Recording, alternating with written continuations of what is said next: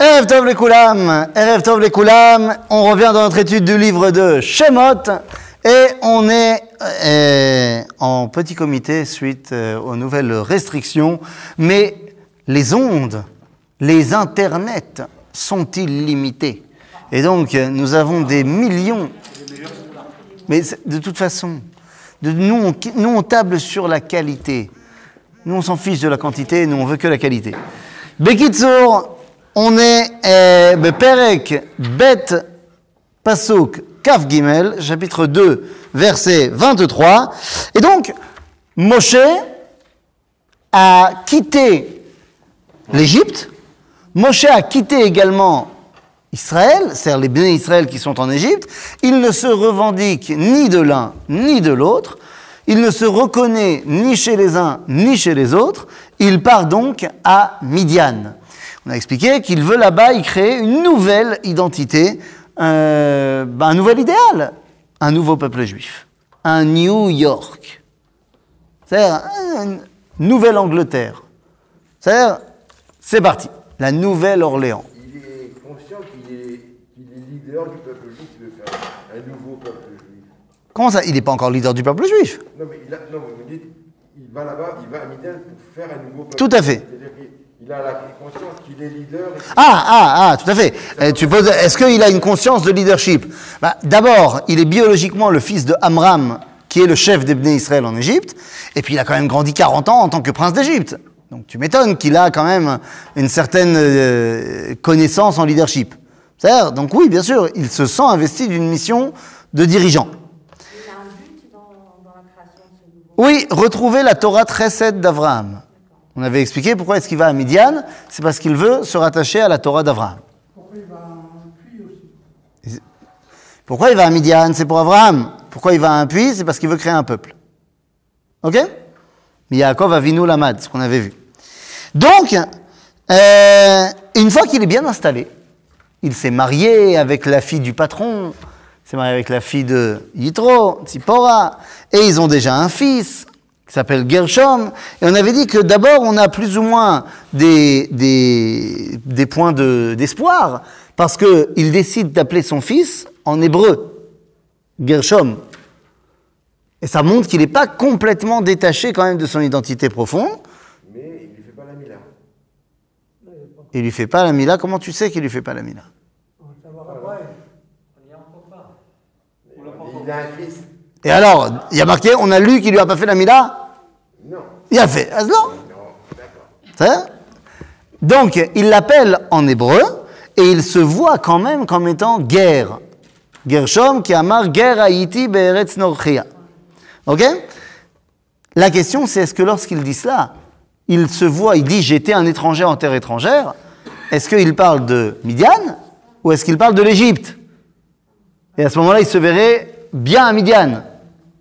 Ok, on va voir ça dans quelques minutes. Donc, ויהי בימים הרבים ההם, וימות מלך מצרים, ויאנחו בני ישראל מן העבודה, ויזעקו ותעל שבתם אל האלוהים מן העבודה. C'est quel passage déjà? 23, Kaf Gimel. Donc, Pharaon est mort, vive le roi. Un nouveau Pharaon s'est mis en place. Ah oui, tu as Bereshit.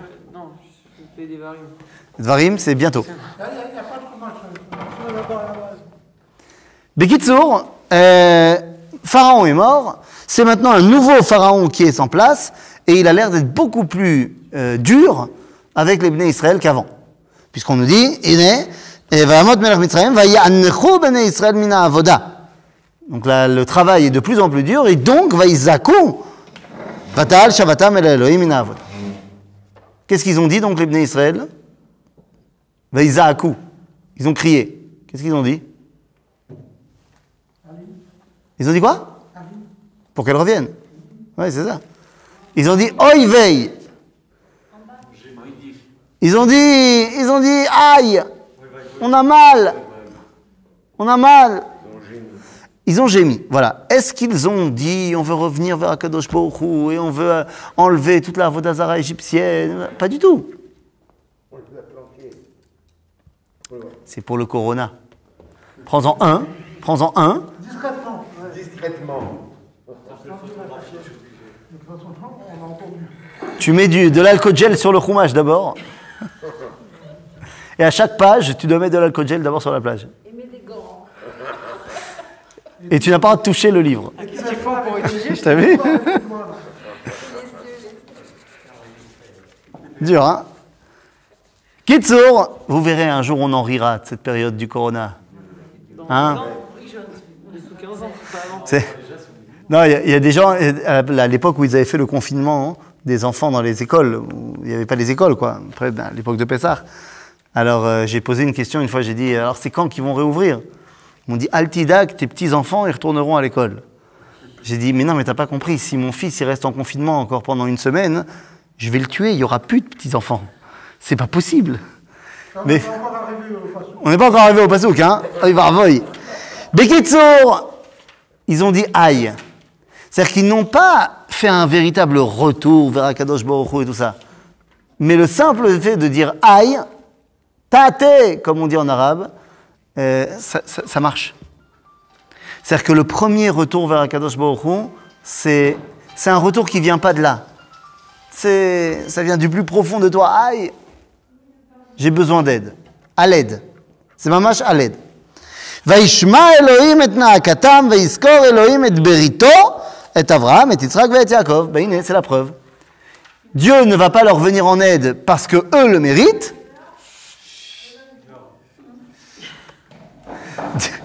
On va pas y arriver. Hein. Dieu ne va pas leur venir en aide parce qu'ils le méritent, mais parce qu'il se souvient de la promesse qu'il a faite à Abraham, à Yitzhak, à Yaakov. Oui? Non, je reviens, je suis désolé avec un petit peu de retard. Au sujet de Gershom. Oui. Il appelait Gershom guerre, bon, parce qu'il était guerre parmi notre livre. Mais finalement, il a donné ce nom à son fils en fonction de sa propre situation. Il n'a pas imaginé que ce fils aura un avenir. C'est-à-dire, pas là. Ce que je veux dire, c'est que c'est pas ça que je dis. Il a oblitéré l'avenir de son fils. D'abord, t'en sais rien. Non, attends, t'en sais rien non plus. T'en sais rien non plus. C'est pas parce qu'il a donné le nom de son fils en fonction de sa situation qu'il a prévu que son fils, il n'avait aucun avenir. Ça, on n'en sait rien. On n'en sait rien. Non, mais non, on n'en sait rien. Là, pour l'instant, il appelle son fils en fonction de ses péripéties. Ce qui arrive d'ailleurs depuis le début du livre de Bereshit. Mais ce qui nous intéresse, nous, c'est de voir qu'alors qu'il a rejeté l'identité hébraïque, il donne quand même un nom en hébreu. Ok? Bekitsur, Vayar Elohim et Bnei Israël, Vayeda Elohim.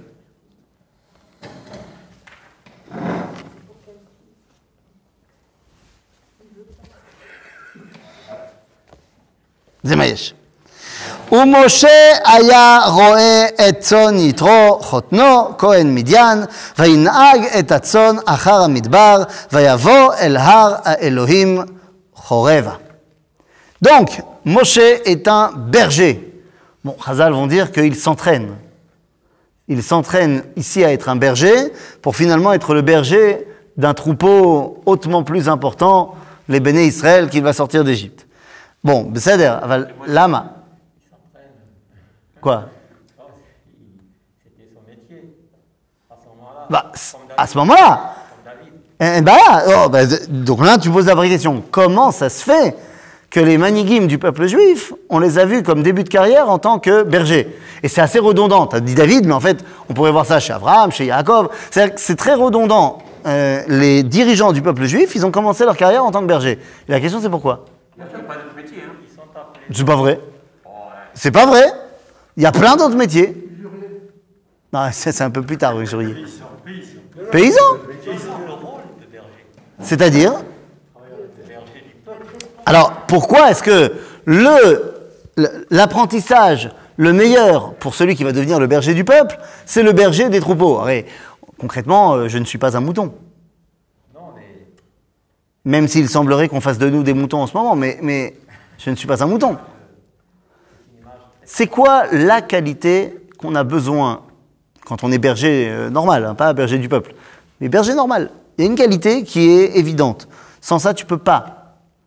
C'est que constamment, tu dois penser au bien-être de l'autre avant le tien. Parce que si tu te poses 5 minutes tranquille, pépère, tu perds ton troupeau. Donc la qualité première du berger, c'est da'aga l'azulat, c'est de penser aux autres.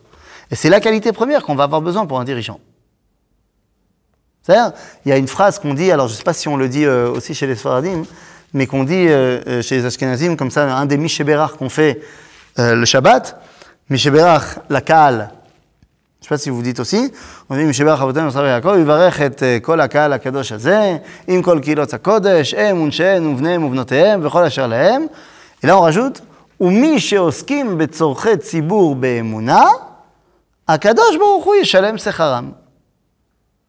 C'est-à-dire quoi? Ceux qui s'occupent du tzibour be'emuna, pas que à la synagogue de Emouna.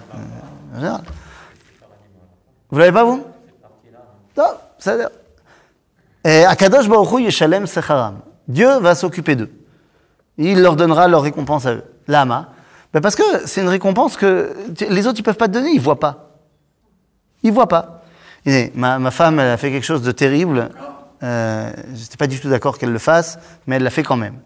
Parce que depuis le début du corona, on a changé complètement notre système de tefilot, puisqu'on prie dans le jardin, et puis truc. Maintenant, on a depuis des années, on a quelqu'un qui s'occupe tous les vendredis de venir transformer le Gan Yeladim dans lequel on prie, le vendredi, en synagogue. Et le samedi soir, il revient le remettre en Gan pour que le Gan il recommence le dimanche matin. Et on n'a pas voulu lui demander en plus de ça, mettre aussi en place la nouvelle synagogue dehors. Donc, eh ben, on lui a pas demandé. Mais il se trouve que tous les Shabbats, la synagogue, elle était mise en place. C'est qui le faisait? C'était moi. Alors, j'ai rien demandé à personne. Une heure avant, soit je venais une heure avant Shabbat, soit je venais vers 2 heures de l'après-midi, et je mettais tout en place. Et ma femme, la semaine dernière, elle a envoyé un message, elle disait, juste que vous soyez au courant que toutes les semaines, 1 heure avant Shabbat, 1 heure après Shabbat. Maintenant, j'ai pas besoin, je m'en fiche que les gens ils viennent m'aider ou pas. Je suis le responsable de la synagogue, c'est normal, c'est tout. Maintenant, il est évident que je m'attends pas à avoir des remerciements pour ça. Je le fais parce que il faut le faire. As on te dit, Aoskim betzorchet tzibur be'emuna, les gens ils le voient pas. Tout ce que le berger il va faire pour son troupeau, tu crois que le troupeau il voit tout ce qu'il fait? Non. C'est la... Hein? Il est un peu seul. Alors ça c'est une vraie vérité. Il faut savoir que ça c'est un grand problème qu'ont les rabbins, qu'ont les chefs, qu'ont les dirigeants. C'est la solitude face à leur communauté. Ça c'est une vraie vérité. Invitez le Rav Ben Ishai à manger. Voilà, je vous le dis. Invitez-le, ça lui fera plaisir. Même s'il vous dit non. Parce que les rabbins, ils ont toujours l'impression que, bon, eux, ils invitent plein de monde, mais ils sont jamais vraiment les copains des gens. C'est pas vrai. Le rabbin, il peut être copain avec les gens de sa communauté. C'est Bessader Gamour. Mais c'est vrai que d'habitude, il est comme ça, cette situation d'être le dirigeant, le met dans une situation où il est tout seul. C'est caché. C'est caché, malade. Mais il faut pas. Garder la distance. Pour que quoi?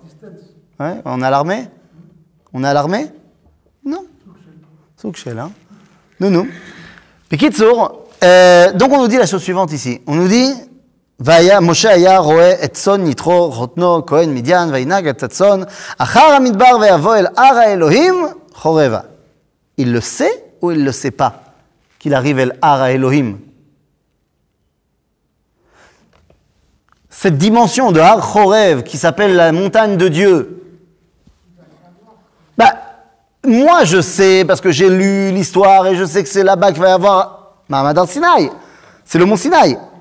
Moi j'ai lu la fin du film, j'ai vu la fin du film, je sais que... Mais est-ce qu'à ce moment-là on le sait déjà? Ken. Bevadaï Sheken. C'est-à-dire que c'est connu que c'est un endroit...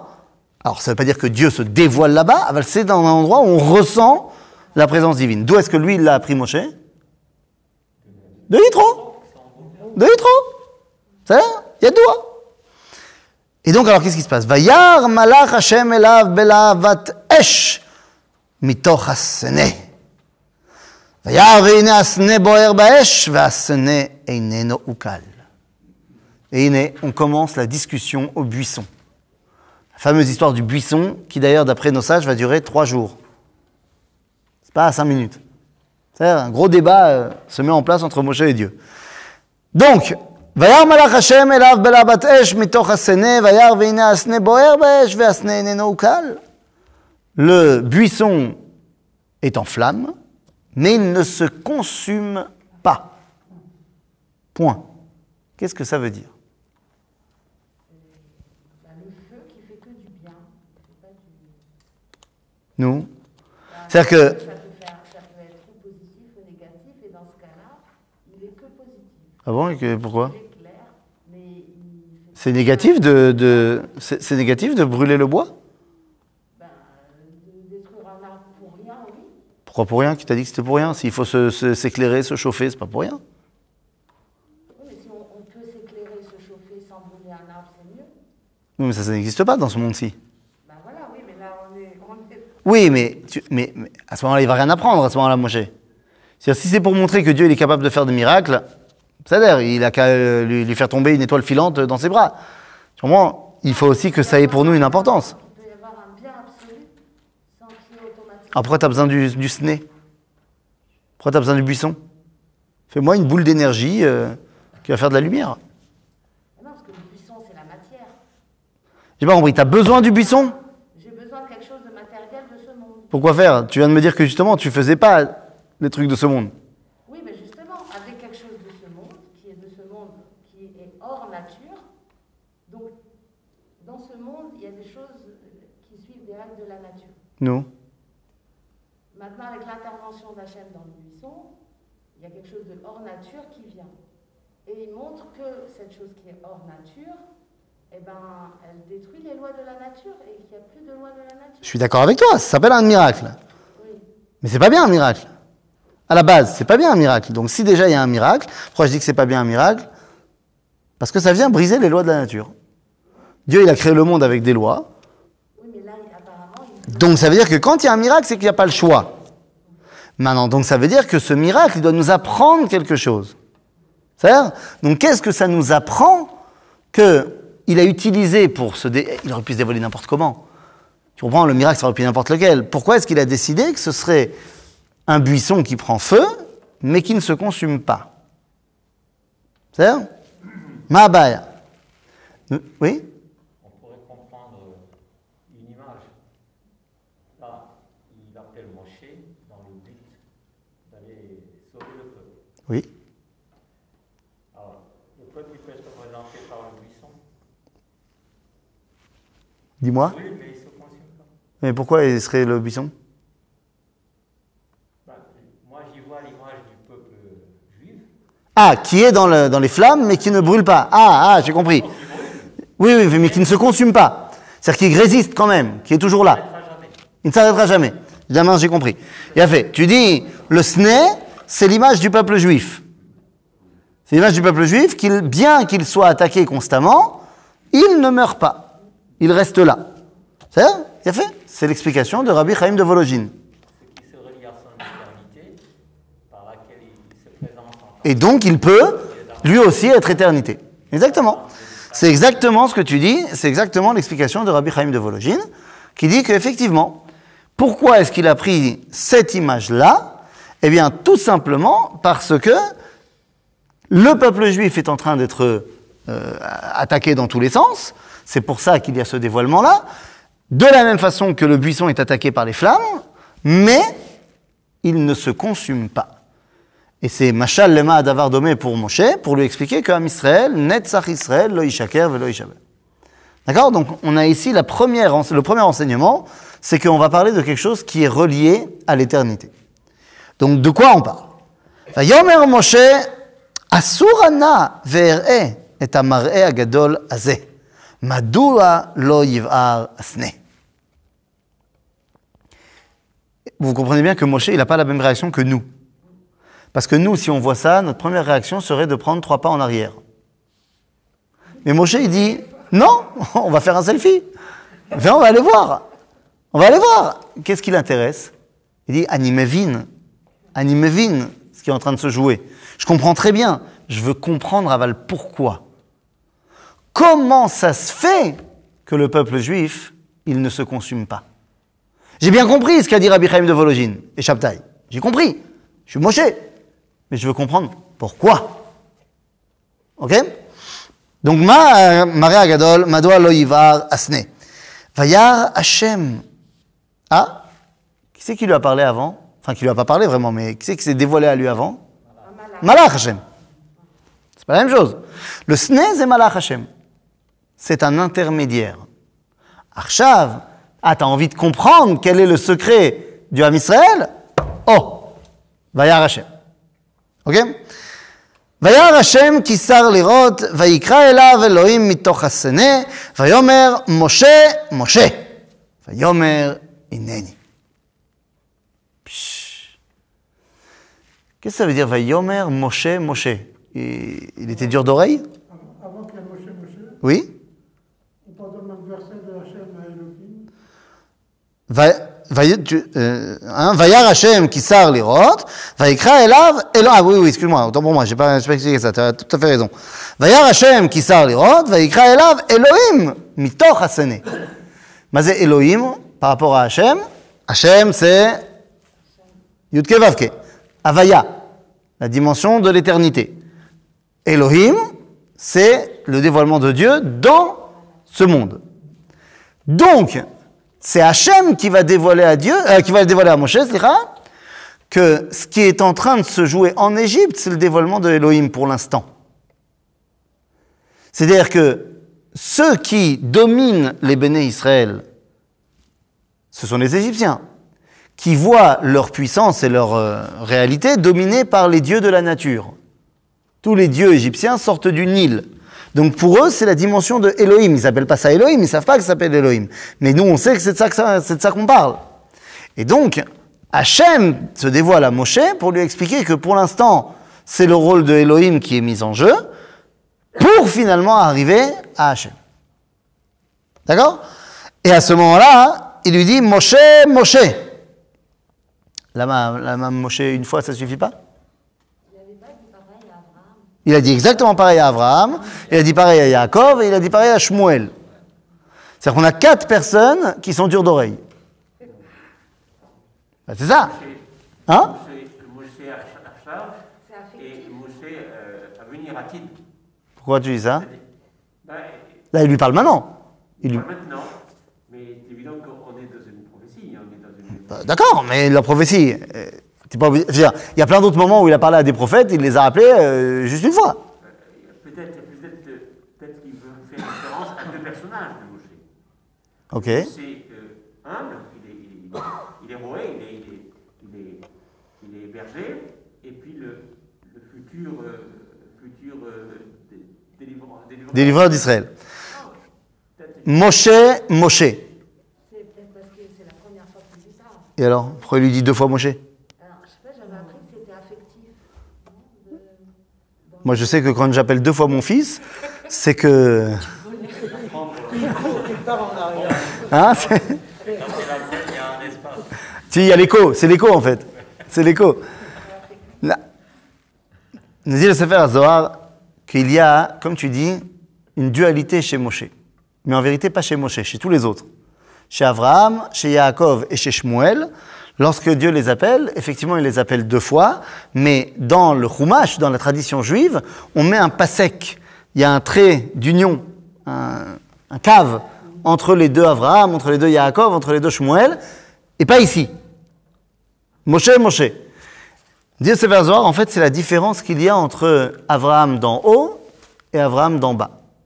C'est-à-dire qu'il y a l'idéal que représente Abraham, et il y a Abraham Bamtsiout. Il y a un écart entre l'Abraham d'en haut et l'Abraham d'en bas. Comme il y a un écart entre le Yaakov d'en haut et le Yaakov d'en bas, entre le Shmuel d'en haut et le Shmuel d'en bas. Il n'y a pas d'écart entre le Moshe d'en haut et le Moshe d'en bas. C'est-à-dire que Moshe est l'homme idéal. Il est celui qui représente la perfection de ce que doit être un être humain. Et c'est pour ça que dans le livre de Bereshit, lorsque Dieu y voit que les hommes sont partis en cacahuète, qu'il veut créer un nouveau style d'homme, il dit « Lo yadon ruchi ba'adam ki leolam ki beshagam u basar, veyu yamav mea ve'esrim shana » Je ne donnerai plus ma force, mon souffle aux hommes qui vivaient des centaines d'années, Ki beshagam ou bassar, Rashi dit ki beshagam ou bassar, c'est biglal chez ou bassar, à cause de son côté barbare qui fait n'importe quoi. Et donc, veyu yamav me'av esrim shana. Sauf que beshagam, c'est bagematria Moshe. Et quand on y réfléchit un peu plus, le seul personnage du Tanakh qui a vécu 120 ans, Boule, c'est Moshe. Donc c'est-à-dire que de qui on nous parle dans le livre de Bereshit? De Moshe. L'idéal humain, c'est Moshe. Ok? Parce qu'il a réussi véritablement à être complètement celui qu'il devrait être. Ok? Il y a une très belle explication de la Chassidoute de qu'est-ce que c'est la différence entre... C'est quoi le Gehinnom, Béhémet? C'est quoi le Gehinnom? Le Gehinnom. Gehinnom. C'est Ashkenaz ou Sfarad. Eh bien, les Chassidim, ils expliquent, c'est la prise de conscience de la différence qu'il y a entre le Ratsouille et le Matsouille. Entre ce que tu voudrais et ce que tu as. C'est-à-dire, ça te torture énormément. Chez Moshe, il n'y a pas de différence. Akol Tov. Donc, Vayomer Ineni.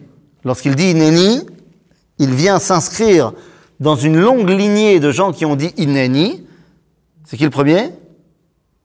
Abraham. Et qui avait oublié de dire Ineni, qui aurait dû être celui qui devait le dire à la base? Non. Non. Adam.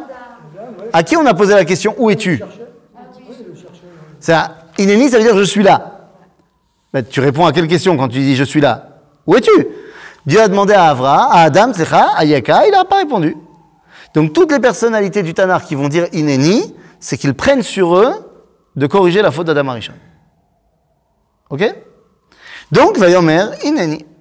Vayomer al tikra valom shal na'alecha me'al raglecha ki hamakom asher ata omed alav admat kodesh hu.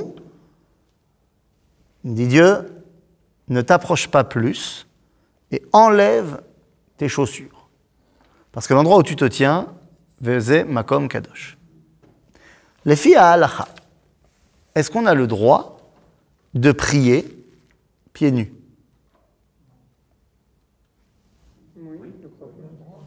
Est-ce qu'on a le droit de prier pieds nus? Oui? Ben, pourquoi pas? Parce qu'il lui a dit, enlève tes chaussures. Parce que l'endroit où tu te tiens est un endroit saint. En fait, je disais oui. J'ai compris que tu disais oui. Oui, j'ai compris ce que tu dis. Je dis, mais tu me dis pourquoi pas? Je te réponds, pourquoi est-ce que ce serait un problème? Parce qu'il y a marqué ici, enlève tes chaussures parce que l'endroit où tu te tiens est un endroit saint. Ce qui veut dire que si c'est pas un endroit saint, il ne faut pas enlever ses chaussures. Et effectivement, d'après la halacha, bechutz haaretz assour leitpalel yachef. On n'a pas le droit de prier pieds nus. Lama. Parce que c'est lo admat kodesh. C'est pas un endroit saint. Mais qu'est-ce que ça veut dire alors? Eh bien, prier pieds nus, c'est ne faire plus qu'un avec Adama. C'est-à-dire avec les forces terrestres. Mais il y a plein de touma là-dedans. Tu n'as pas envie de t'attacher à Dieu par ça. Mais il y a un endroit où tu n'as pas le droit de prier en chaussures. Le Beth Amikdash. Alors, on garde ça pour Birkat Kohanim. Parce que quand les Birkat Kohanim ils montent sur le Dukhan, c'est une grande sheila ba'alacha. Est-ce qu'ils ont le droit de monter pieds nus? Est-ce qu'ils ont le droit d'être en chaussettes? C'est sheilot ilchatiot gdolot. Mais l'idée, elle est là. C'est-à-dire que au Beth Amikdash, tu n'as pas le droit d'être en chaussures. Parce que c'est Makom Kadosh. Donc là-bas, d'Afka, tu dois t'imprégner de la Kedusha. Donc, au Beth Amikdash, pas le droit d'être pieds nus. En route, pas le droit d'être en chaussures. En route, pas le droit d'être pieds nus. Makoré, quand tu n'es pas au Beth Amikdash, mais que tu es en Eretz Israël, hein? Az ze mutar aval assour. Aval mutar. Ze mutar, aval assour, aval mutar. C'est-à-dire, ze mutar. Aval assour, parce que 2000 ans, on a passé en Chutz Haaretz, et pour nous, quelqu'un qui se balade pieds nus, ze nira, ça fait pas classe. Va nu-pied, exactement. Ça fait pas classe. Ça fait un paysan, un mec qui n'a pas de... Et tu te tiens devant Dieu. Donc, comme on a passé 2000 ans à être dans des cultures où il fallait pas être pieds nus, eh bien, c'est devenu assourd. Aval moutar, si tu as le temps d'expliquer aux gens où tu es et pourquoi tu le fais.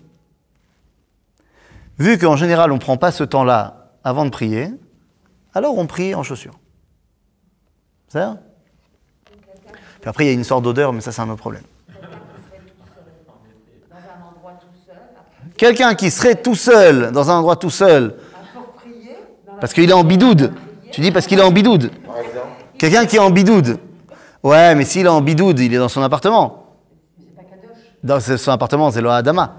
Toute cette chéla, elle est que sur Ritzpat Adama. C'est quand tu es sur la terre. Quand tu es sur du béton, ça marche plus déjà. Les Breslev qui vont dans la forêt, par exemple. Alors, quand tu vas dans la forêt, la question se pose. Ça dépend. C'est une forêt en Ukraine, à côté de la tombe de Rabbi Nachman. Non, ici. Ah, tu fais une idée des doutes dans la forêt de Jérusalem. Et tu es tout seul. Eh bien, c'est moutard, mais ne le dis à personne.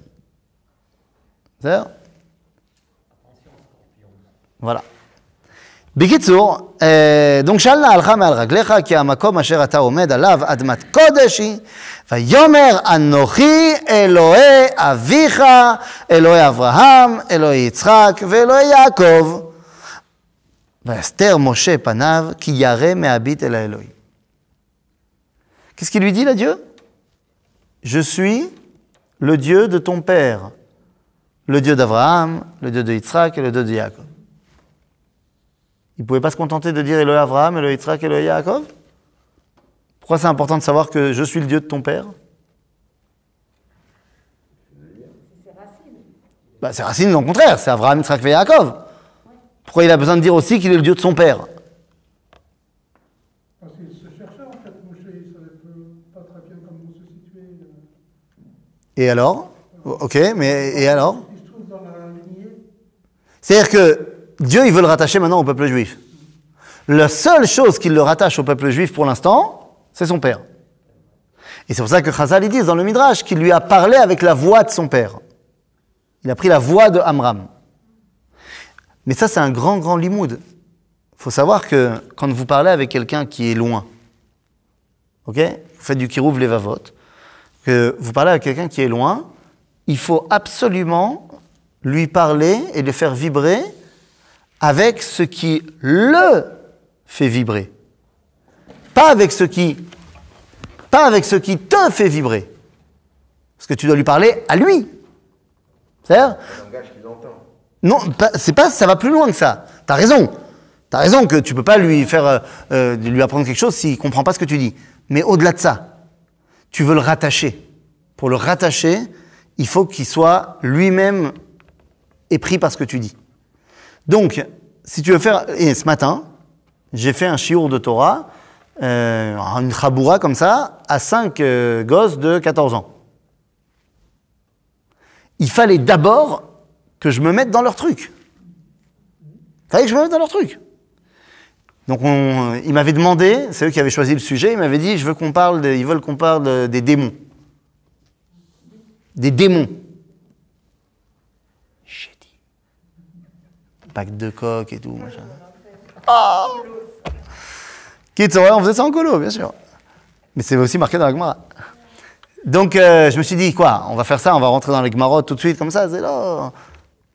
Donc, je connais une série satirique israélienne que je sais très bien qu'ils connaissent, et il y a un pérec où ils parlent de ça. Et ils se moquent complètement de Shmuel Hanavi, et ils reprennent la sipour de Baalat HaOv, de quand Shaoul, il est venu voir une sorcière qui a fait revenir Shmuel. Donc ils ont mis ça en scène. C'est plus ironique sur le Tanakh, tu peux pas. Voilà, mais je voulais pas que tu dises le nom. Ce sont des gens qui n'ont certainement pas part au monde futur, mais qu'est-ce qu'ils sont drôles. Quoi qu'il en soit, pour les enfants, c'était quelque chose qui leur parlait énormément. Maintenant, c'est pas du tout cachère. Zélo, bon, mais zélo, c'est pas comme ça qu'on étudie la Torah. Aval, je leur ai mis d'abord les 5 minutes de ça. Ils étaient à fond dans le truc. Et donc après, on a pu dire, ok, donc vous avez vu ça? Venez, on regarde ce qui est vraiment marqué. Non, mais attends, mais c'est à quoi? C'était pas vraiment comme ça? Mais attends, mais là, il est marqué dans le texte qu'en fait, c'était pas du tout comme ça. Ah bah oui, tu te rends compte qu'en fait, c'est pas comme ça. Ah, et la Gemara, elle dit comment? Et donc, on a pu tenir 2 heures là-dessus, parce qu'on avait commencé par quelque chose qui leur parle. Mais c'est plus que ça. C'est un mock, c'est amiti. C'est amiti. C'est-à-dire que le prochain cours, on le fait sur le terrain de foot. Parce qu'à la fin, ils m'ont dit, ouais, mais bon, ils m'ont lancé un défi. Ils m'ont lancé un défi de tir au but. J'ai dit, ça a l'air gamour. Il me dit, non, mais les rabbins, ils savent pas faire de sport. Alors je dis, ça a l'air, bon iré. Donc, entraînement, là. Bon iré. C'est-à-dire que, mais c'est très important, parce que pour eux, ils ont 14 ans. Donc c'est normal, c'est le moment où... Ça a l'air, c'est ça qui te fait vibrer. Yallah, bon iré. Donc, c'est ce que Moshe, ici, il se passe. Quelle est ton approche avec nous alors? Tir au but, non? On se retrouve sur le terrain la prochaine fois. Ça a l'air, Kitsour. Donc, Elo Avraham, Elo Yitzhak, Elo Yaakov. Vaster Moshe panav ki yare me'abit el Elohim. ויאמר השם, ראו ראיתי את עוני עמי אשר במצרים. Quel âge a Moshe maintenant? 80 ans. Ça fait 40 ans qu'il est à Midian. C'est-à-dire, ça fait 40 ans qu'il est berger chez Yitro. Donc 40 ans qu'il a mis en place sa nouvelle idéologie. Et à ce moment-là, Dieu lui balance un coup de marteau. Il lui dit, ויאמר השם, ראו ראיתי את עוני עמי אשר במצרים. J'ai vu la souffrance de mon peuple qui est en Égypte. Qu'est-ce que ça veut dire? Tu sais qui c'est mon peuple? C'est celui qui est en Égypte. Pas ce que tu essayes de créer là à Midian. C'est pas possible. Ça effondre toute l'idéologie de Moshe depuis 40 ans. Il a rejeté le peuple d'Israël. Et pourquoi il les a rejetés? On avait dit parce qu'ils sont méchants.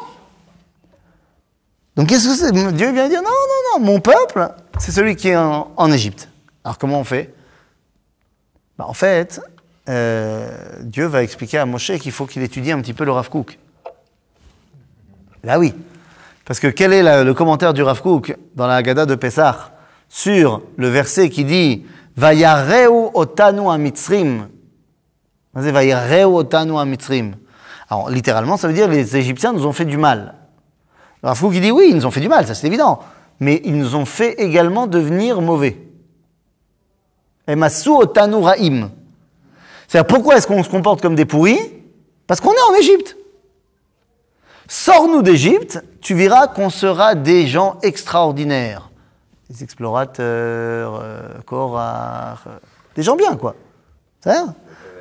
נכון, des gens sympas. ראו ראיתי את עוני עמי אשר במצרים ואת צעקתם שמעתי מפני נוגסיו כי ידעתי את מכאוביו. Il souffre. וארד להצילו מיד מצרים ולהעלותו מן הארץ ההיא אל ארץ הטובה ורחבה, אל ארץ זבת חלב ודבש, אל מקום הכנעני והחיתי והאמורי והפריזי והחיבי והיבוסי. Voilà le projet. Dieu vient de donner le projet à Moshe. Je vais descendre, les sortir, les sauver de la main des Égyptiens et de les sortir de cette terre-là pour les emmener dans une terre bonne et large, la terre où coule le lait et le miel, l'endroit du Kenaani, du Chiti, du Émori, du Périzi, du Chivi et du Yevoussi. Les 7 peuplades cananéennes. Ah, pour qu'on sache bien de quelle terre on parle. Tous les endroits qui sont pris par ces peuples-là, c'est les endroits que j'ai promis à Abraham, Yitzhak et Yaakov. Qu'est-ce qui manque là dans le projet? La Torah. C'est-à-dire que dans le projet, on ne nous parle pas de Mahamad Har Sinaï. Pourquoi? Parce que ce n'est pas le projet. Même dans le cadre de Shemot Shel Geoula. Ah, tu dis dans les 4 Leshonot Shel Geoula, il n'y a pas. Yesh, bechol zot. Puisqu'il y a marqué Ve'otzeti, Ve'itzalti, Ve'otzeti, Ve'itzalti, Ve'ga'alti, Ve'lakarti. Attends, ça dit les 4 premières. Ve'veti, c'est le 5e. C'est-à-dire, Az Ve'lakarti. Le seul problème, c'est qu'après, il y a marqué Vidatem ki ani Hashem. Et ensuite, Ve'eveti. Donc le Vidatem, c'est en correspondance avec la Torah. Mais c'est Ramouz. Ici, c'est pas du tout dit. Parce qu'en vrai, la Torah, elle devrait être donnée où? Bah, en Israël, à Moria. La Torah aurait dû être donnée à Jérusalem. On nous dit que finalement, il l'a donnée avant, parce qu'Ava Mekalkelet et Ashura et tout ça, et qu'il voulait tellement la donner, il l'a donnée. Mais, parce que quand tu es amoureux, des fois, tu fais des trucs par empressement. Tu es tellement pressé de lui faire plaisir, et des fois, ça se fait pas comme il faut. Alors, évidemment que c'est Dieu, donc Dieu, il se trompe pas. Il y a aussi une dimension du fait que c'est donné dans le désert. Mais ça fait pas partie du projet. Ne pense pas que tu sors d'Égypte pour recevoir la Torah. Tu sors d'Égypte pour arriver en Eretz Israël. Non, mais c'est du matériel, du Homer, pas autre chose. Mais quel est... J'attire le peuple avec Mais des je comprends pas quel est votre problème avec le Homer. Ma abaya ba Homer. Tu es fait de quoi? De pure énergie ou tu es fait d'un corps qui va aux toilettes? Des deux. Non, pas des deux. Tu es fait d'un corps qui va aux toilettes. Tu me dis, dedans, j'ai aussi une neshama. C'est pas de l'énergie, la neshama. C'est du divin. C'est ma shoacher. Donc tu es fait d'un corps matériel. Mahamara. Mais ça, c'est futile. Mais pas du tout. C'est futile. Quand on réfléchit. Moi, je sais pas. Attends, deux secondes. Bimchila. D'accord? On est filmé et retransmis par des millions. Les crottes de chien, c'est futile ou pas? Ben, c'est peut-être utilisé comme engrais, peut-être pour la fête. Tu es d'accord avec moi que c'est a priori pas la notion la plus... Aval, nous dit le Perek Shira, à la fin, lorsque Rabbi Shaya, Talmido shel Rabbi Hanina ben Dosa, Itana, Chamesh ou Shmonim ta'aniyot, il a pris sur lui 85 jeunes. Pourquoi?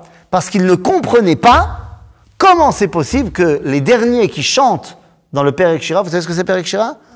La chanson de toute la création. Les derniers, entre guillemets, personnages qui chantent, c'est les chiens.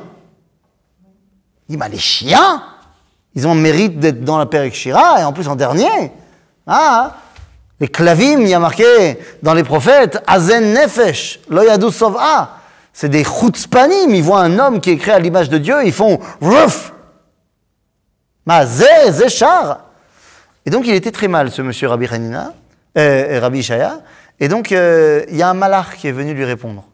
Il a dit, comme tu es l'élève d'un mec bien, alors je viens te répondre. Eh bien, sache que non seulement les chiens ont leur place parce que, quand on est sorti d'Égypte, ils n'ont pas aboyé, mais en plus de ça, de leurs excréments, on fait sécher les peaux sur lesquels on va finir par écrire les Sifrei Torah. Bon, je t'ai parlé des excréments, mais j'aurais pu te demander, la peau de la vache, c'est super élevé?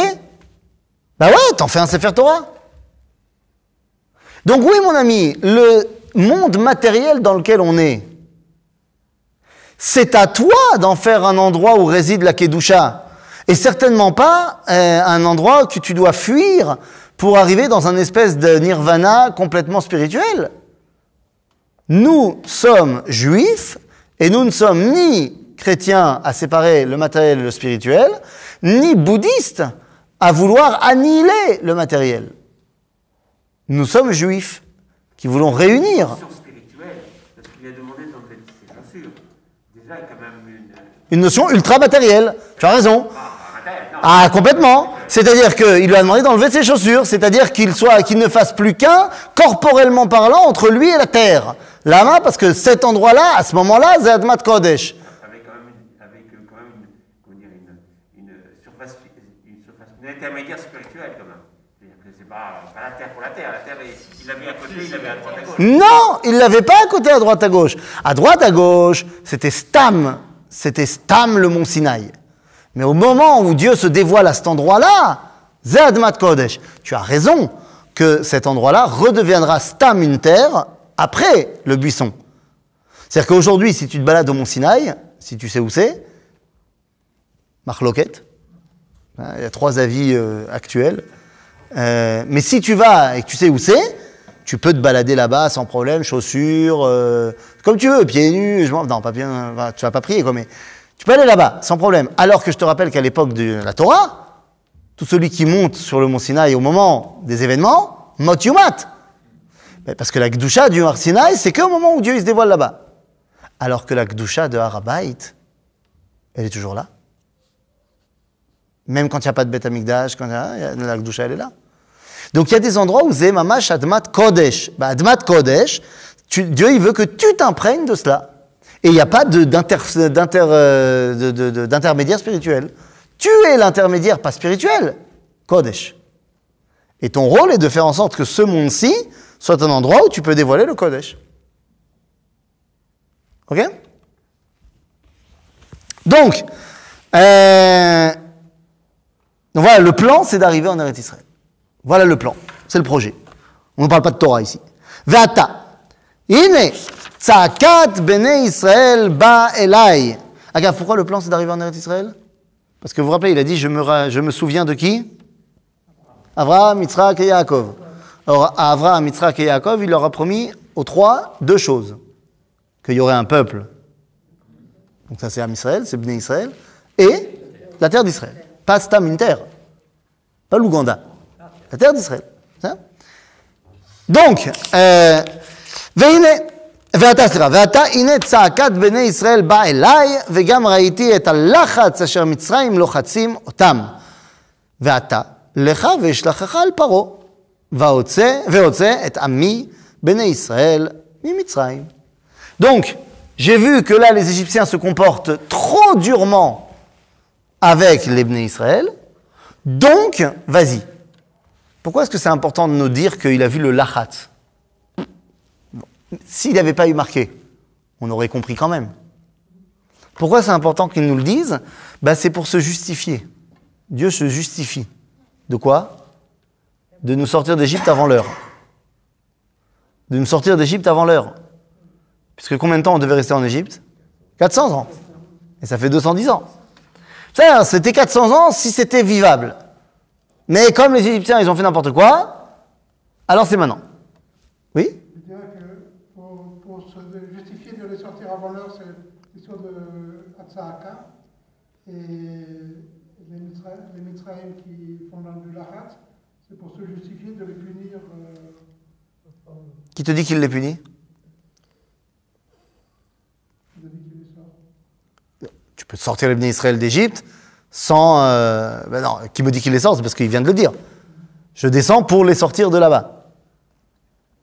On vient de le dire. Alors toi tu dis qu'il veut les punir, les Égyptiens, d'avoir fait quelque chose de pas bien.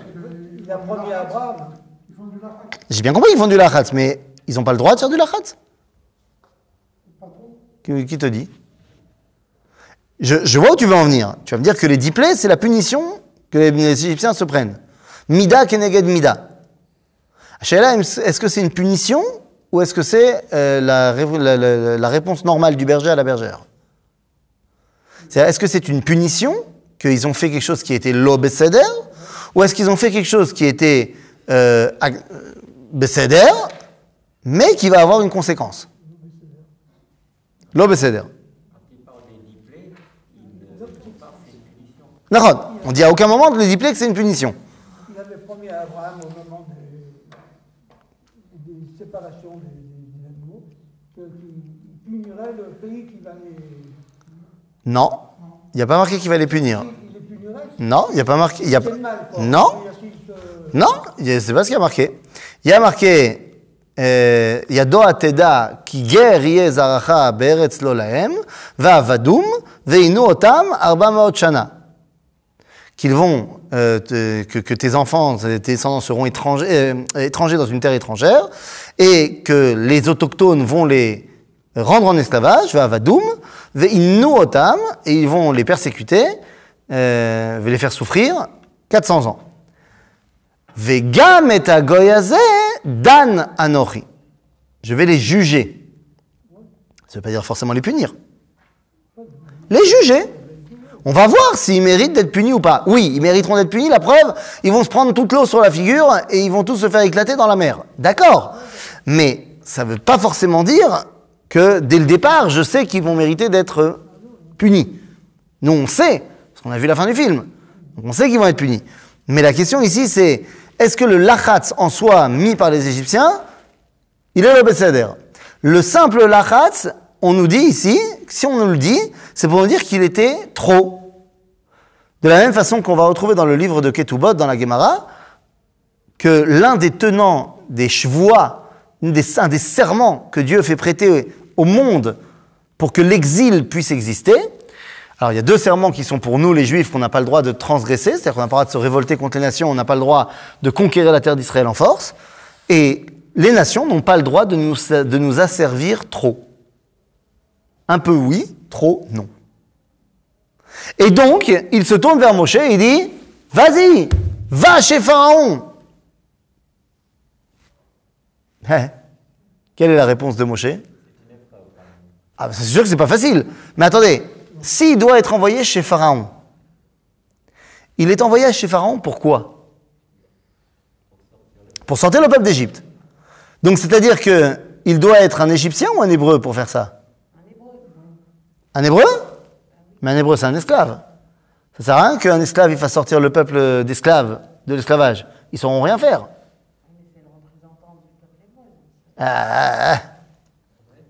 Compliqué. Ben oui, mais il faut qu'il soit un guide après, il faut qu'il soit un chef. Ben, un chef, c'est quelqu'un qui a appris à être un chef. Donc un Égyptien. Non, si tu as ou les Égyptiens ou les Hébreux. Non, autre chose. Ah, autre chose. Un nouvel habit. Un nouvel. Un Midianite, par exemple. Exactement, un nouveau pharaon s'est levé, un nouveau Moshe s'est levé. Non, ou alors un mix. Alors il faut que ce soit un nouveau Moshe. Ou un mix des deux. Ou un mix des deux. Mais quitte, vous comprenez qu'il aimait boule-balle, le Moshe.